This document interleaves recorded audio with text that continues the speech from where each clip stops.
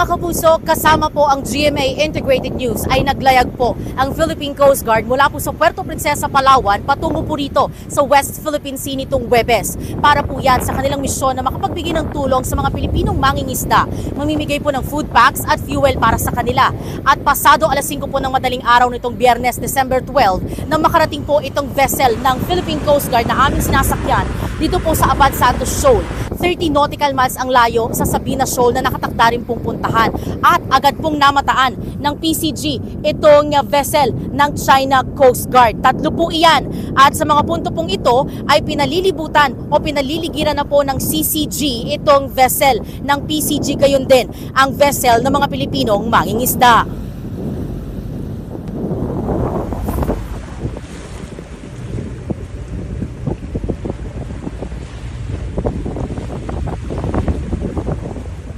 Mag-aalas 3 naman po ng hapon ngayon pa rin pong Biyernes, December 12, ay muli pong nakalapit ng distansya itong isa sa 3 vessel ng CCG na pumaikot kanina dito sa PCG vessel. Yan po yung kanilang vessel na 5204. Meron din po tayo nakita kanina na 2 rib o yung rigid inflatable boat na kanila pong ibinaba. Actually, ngayon po sa kanila pong unahan ay meron pa pong rib na nandyan po sa karagatan.